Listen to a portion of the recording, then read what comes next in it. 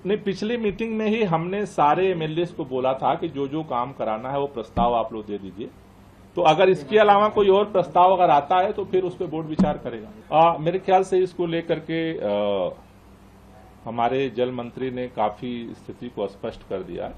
दो चीजें हैं, एक तो इस बार गर्मी जो बढ़ी है, टेम्परेचर बढ़ा है, उससे जो है लोगों की वो डिमांड बढ़ी है।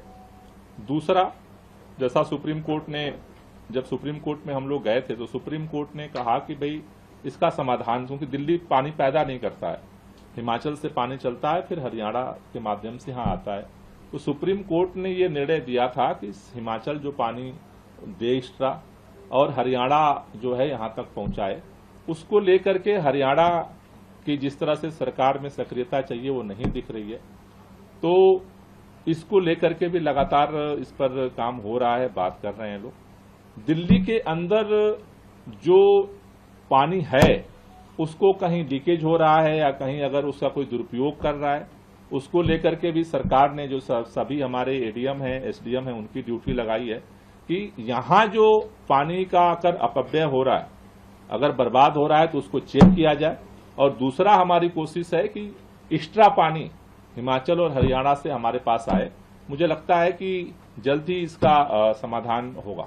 देखिए, मैंने कहा कि किसी भी तरह का, जैसे जो एडीएम और एसडीएम को जो ऑर्डर दिए गए, कहीं भी किसी तरह का अगर पानी का इस तरह का दुरुपयोग हो रहा है उस पर वो कार्रवाई करें। जिससे मैंने कहा ना कि बात केवल एक जगह की नहीं है, वो तो चीज सामने आ गई है।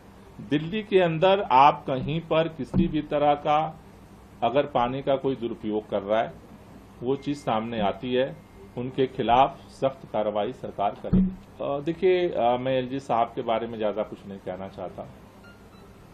एलजी साहब अगर सब कुछ मानते हैं तो रोक क्यों नहीं देते हैं? पुलिस भी उनके पास है, सारे अधिकारियों को भी लेके बैठे हुए हैं। तो एलजी साहब पता नहीं क्यों, मुझे कभी कभी लगता है कि भाजपा के प्रवक्ता बन जाते हैं, भूल जाते हैं कि वो दिल्ली के एलजी हैं। एलजी वो दिल्ली के हैं, चिंता उनको हरियाणा की होती है। भाई, हरियाणा के राज्यपाल बन जाइए, इतनी चिंता है तो। मुझे लगता है कि देखिए क्या होता है, दिल्ली के अंदर ये सबको पता है कि दिल्ली की एक अकेली सरकार है जो विपरीत परिस्थितियों में भी जूझ करके जनता के लिए काम करती थी, करती है और करती रहेगी। ये सबको पता है। आज दिल्ली के मुख्यमंत्री को उठा करके जेल में डाला गया, दिल्ली के उप मुख्यमंत्री को उठा करके जेल में डाला गया, दिल्ली के स्वास्थ्य मंत्री को उठा करके जेल में डाला गया। क्यों डाला गया? काम रोकने के लिए तो डाला गया है, चीजें रोकी जाए इसलिए तो डाला गया है। लेकिन उन सब विपरीत परिस्थितियों के बावजूद भी मैं दिल्ली के लोगों से एक ही बात कहना चाहता हूं, अभिमन्यु को हर तरह से चक्रव्यूह में घेर करके मारने की साजिश हो रही है, लेकिन दिल्ली की जनता के लिए कल भी हमने काम किया है, आज भी हम काम कर रहे हैं और कल भी हम काम करेंगे।